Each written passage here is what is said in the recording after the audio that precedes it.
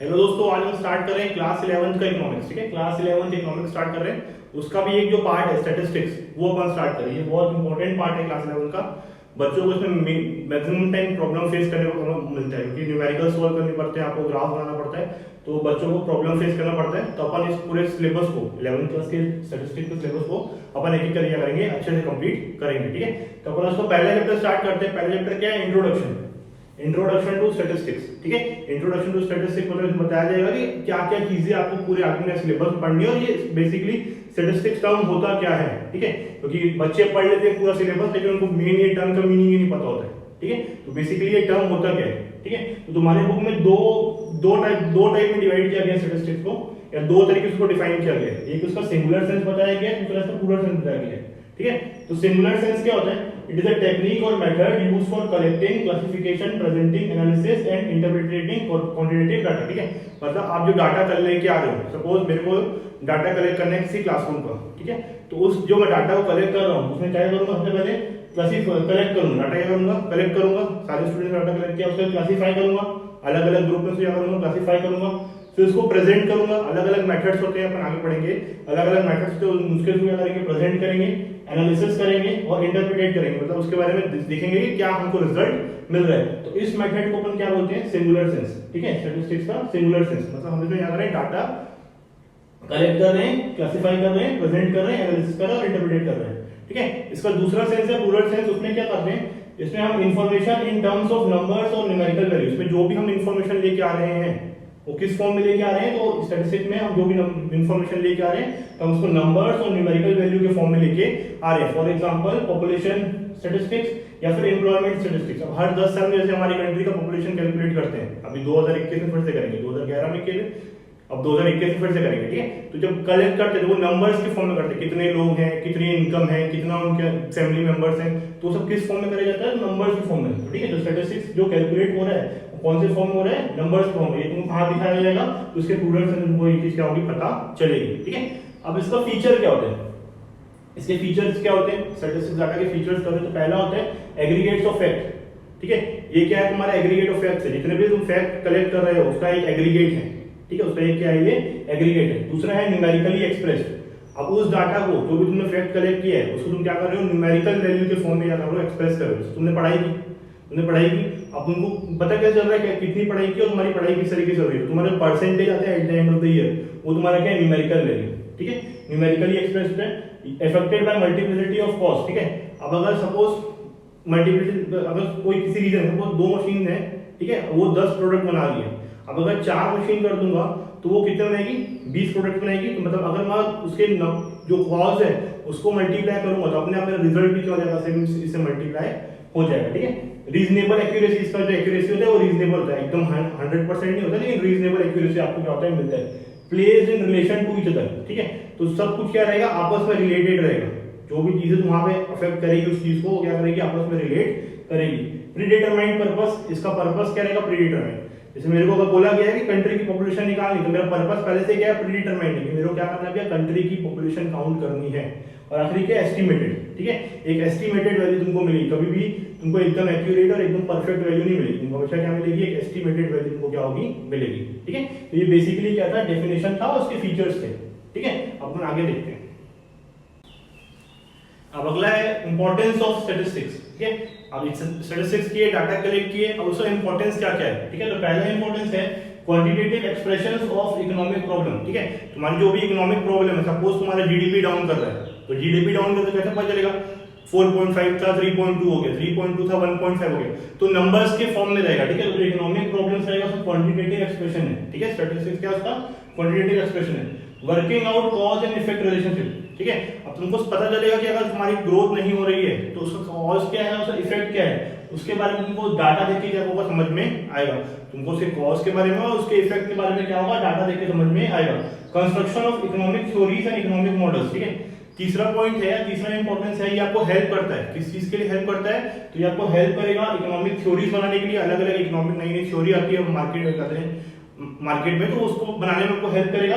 और दूसरा economic models तैयार करने में क्या करेगा? आपको हेल्प करेगा। किसी कंपनी है, उसको कंपनी को अपने को एक इकोनॉमिक मॉडल फॉर्म करना है, तो कैसे करेगा? वो पूरे पास्ट के डाटा को देखते हुए क्या करेगा? अपने इकोनॉमिक मॉडल तैयार करेगा। ठीक है, 3 पॉइंट क्लियर हो गए। फोर्थ है इकोनॉमिक फोरकास्टिंग। इकोनॉमिक फोरकास्टिंग का मतलब क्या होता है, सपोज मेरे इस साल का प्रॉफिट 100 करोड़ रुपए है, ठीक है, इस साल का टर्नओवर मेरा 100 करोड़ रुपीस है, और अगर मेरे को बोला जाए कि नेक्स्ट ईयर मेरा टर्नओवर कितना होगा, तो मैं लास्ट 2-3 साल के टर्नओवर को देखते हुए बता पाऊंगा कि मेरा नेक्स्ट ईयर का टर्नओवर कितना होगा। मतलब फोरकास्ट कर रहा हूँ कि मेरा इकोनॉमिक ग्रोथ किस तरीके से हो रहा है। इकोनॉमिक फोरकास्टिंग में तुम डाटा के थ्रू क्या कर रहे हो, कर पा रहे हो। ठीक है, फिर अगला है फॉर्मेशन ऑफ पॉलिसीज। नई पॉलिसी अगर फॉर्म करना है कंपनी के लिए, सपोज पुरानी वाली पॉलिसी में तुमको इतना ग्रोथ तुमको नहीं दिख रहा है, उतना प्रॉफिट तुमको नहीं दिख रहा है, तो अगर नई पॉलिसी फॉर्म करना है तो उसमें भी तुमको स्टैटिस्टिक्स क्या करता है, हेल्प करता है। ये बेसिकली इसके 5 मेजर इंपॉर्टेंस है जो आपको क्या होना चाहिए, पता होना चाहिए। ठीक है, अब अगला क्या है, प्रॉब्लम्स या लिमिटेशंस। ठीक है, अब स्टैटिस्टिक्स से प्रॉब्लम्स क्या हो रहे हैं या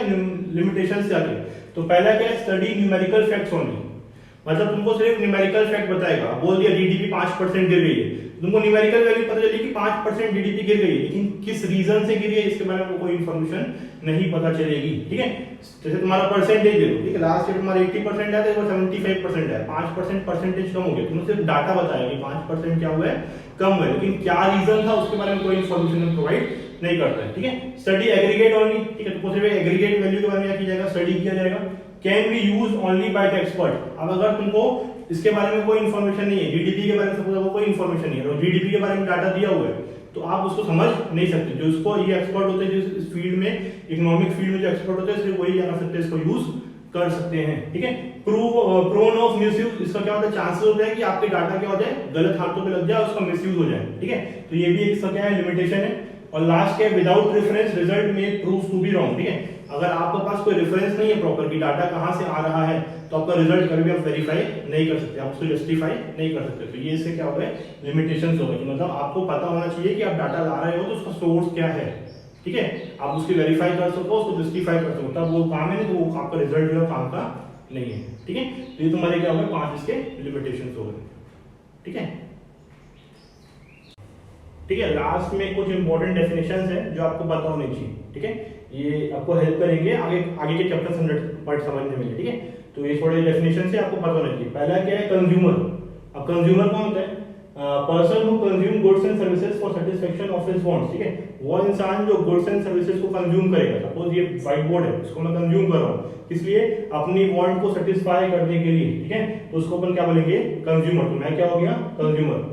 कंजम्पशन क्या होगा, process of using a goods and services. वो प्रोसेस जिसके हेल्प से हम क्या कर रहे हैं, इस गुड्स एंड सर्विसेज को यूज कर रहे हैं, उसको अपन क्या बोलेंगे, कंजम्पशन। ठीक है, उसका यूज करने वाले प्रोसेस को क्या बोलेंगे अपन, कंजम्पशन। ठीक है, दो डेफिनेशन क्लियर। थर्ड है प्रोड्यूसर। प्रोड्यूसर क्या होगा, person who sells goods and services for generation of income. ठीक है, वो इंसान जो गुड्स एंड सर्विसेज को बेचता है, बनाता है और फिर बेचता है, किस लिए, इनकम जनरेट करने के लिए। ठीक है, किस लिए, तो इनकम जनरेट करने के लिए, तो वो तुम्हारा क्या हो गया, प्रोड्यूसर। वो तुम्हारा क्या हो गया, प्रोड्यूसर। फिर अगला प्रोडक्शन। प्रोडक्शन मतलब वो प्रोसेस जो आप यूज कर रहे हो, रॉ मटेरियल को फाइनल गुड्स में कन्वर्ट करने के लिए या फिनिश गुड में कन्वर्ट करने के लिए, रॉ मटेरियल को फिनिश गुड में कन्वर्ट करने के लिए वो प्रोसेस जो आप यूज कर रहे हो। ठीक है, उसी को अपन क्या बोलेंगे, प्रोडक्शन। उसी को अपन क्या बोलेंगे, प्रोडक्शन।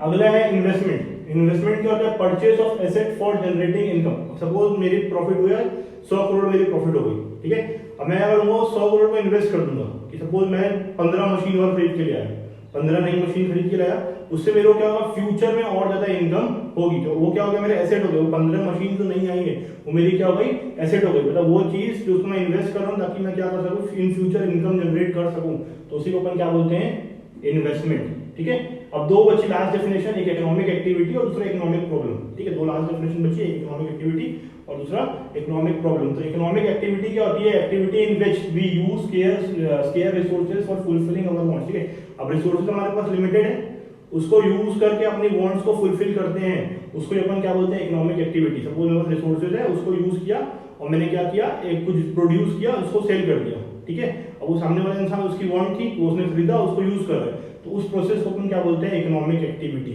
ठीक है, और लास्ट है इकोनॉमिक प्रॉब्लम। अब इकोनॉमिक प्रॉब्लम बेसिकली होता क्या है, हमारे पास रिसोर्सेज लिमिटेड है, सपोज आयरन, कोल, पेट्रोलियम, हमारे रिसोर्सेज क्या है, लिमिटेड है, और हमारे वांट्स क्या है, अनलिमिटेड। हमारे वांट्स क्या है, अनलिमिटेड। तो यही दो रीजन है, लिमिटेड रिसोर्सेज है लेकिन वांट हमारी अनलिमिटेड है, तो यही हमारे को क्या जनरेट करती है, तो ये हमको इकोनॉमिक प्रॉब्लम क्रिएट करके देती है। ठीक है, सारी डेफिनेशंस क्लियर हो गई, डायरेक्टली आपके एग्जाम में आती है, define economic activity, define economic problem, define investment, तो आपको प्रॉपर डेफिनेशन क्या होती है पता होना चाहिए, ठीक है।